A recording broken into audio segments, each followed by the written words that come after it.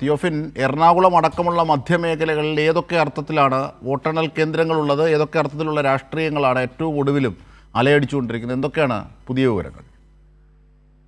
അജിംഷാദ്, മധ്യകേരളത്തിലെ പൊതുവെ ചിത്രം പരിശോധിച്ചാൽ തന്നെ ഇടതുമുന്നണിക്ക് ഒരു മേൽക്കൈയുണ്ട്. മാത്രമല്ല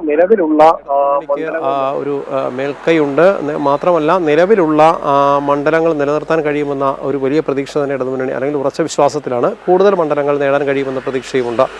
പ്രത്യേകിച്ച് എറണാകുളത്ത് നോക്കിക്കഴിഞ്ഞാൽ എറണാകുളത്തെ 14 മണ്ഡലങ്ങളിൽ 5 മണ്ഡലങ്ങൾ നിലവിൽ LDFിൻ്റെ തന്നെയാണ്. വൈപ്പിൻ, കൊച്ചി, കളമശ്ശേരി, കോതമംഗലം തുടങ്ങി ഈ മണ്ഡലങ്ങളൊക്കെ നിലനിർത്താൻ കഴിയുമെന്ന പ്രതീക്ഷയുണ്ട്. അതോടൊപ്പം തന്നെ ഒരു 3 മണ്ഡലങ്ങളിൽ കൂടി പ്രതീക്ഷ ഇടതുമുന്നണി വെച്ചു പുലർത്തുന്നുമുണ്ട്. അതായത് സാധ്യമായ രീതിയിലെല്ലാം പ്രവർത്തനങ്ങളും ഇടതുമുന്നണി നടത്തിയിട്ടുണ്ട്. ഒപ്പം മികച്ച സ്ഥാനാർത്ഥികളെ ഈ മണ്ഡലങ്ങളിലെല്ലാം മത്സരിപ്പിക്കാൻ കഴിഞ്ഞു എന്നതും വലിയൊരു നേട്ടമാണ്. ഒപ്പം തന്നെ ഏറ്റവും വളരെ കുറഞ്ഞ ദിവസം, അതായത് 23 ദിവസം മാത്രമാണ് പ്രചാരണത്തിനുൾപ്പെടെ കിട്ടിയതെങ്കിൽ കൂടി ഈ ദിവസങ്ങൾക്കുള്ളിൽ വളരെ ചിട്ടയായ രീതിയിൽ പ്രവർത്തനം നടത്താൻ സാധിച്ചു എന്നുള്ളതാണ് ഇടതുമുന്നണി കാണുന്ന ഒരു വലിയ നേട്ടം. കാരണം തെരഞ്ഞെടുപ്പ് പ്രഖ്യാപനം വന്നതിന് തൊട്ടു പിന്നാലെ തന്നെ സ്ഥാനാർത്ഥികളെ പ്രഖ്യാപിക്കാൻ കഴിഞ്ഞു.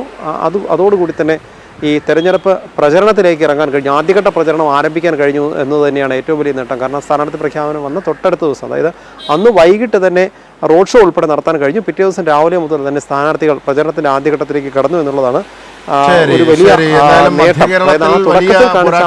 ഏറ്റവും കൂടുതൽ ഉള്ള ഒരുപക്ഷെ വലതുപക്ഷ മണ്ഡലം എന്ന രീതിയിൽ കോൺഗ്രസ് കേന്ദ്രങ്ങൾ വലിയ പ്രതീക്ഷ കൈവെക്കുന്ന എറണാകുളത്ത് നിലവിലുള്ള സീറ്റുകൾ വർദ്ധിപ്പിക്കുന്ന ഒരു കാഴ്ചയാണ് LDFിൻ്റെ ഭാഗത്തുണ്ടാകുന്നത്. കുന്നത്തനാട്, കോതമംഗലം, കളമശ്ശേരി, കൊച്ചി, വൈപ്പിൻ എന്നീ മണ്ഡലങ്ങൾക്ക് പുറമേ ആലുവ അടക്കമുള്ളിടത്ത് വലിയ ടൈറ്റ് ഫൈറ്റാണ് LDF അനുകൂലമാക്കാനാകും എന്നൊക്കെയുള്ള പ്രതീക്ഷയുണ്ട്. മറ്റ് മധ്യകേരളത്തെ വിവരങ്ങളാണ് ഇപ്പോൾ തിയോഫിൻ നൽകി.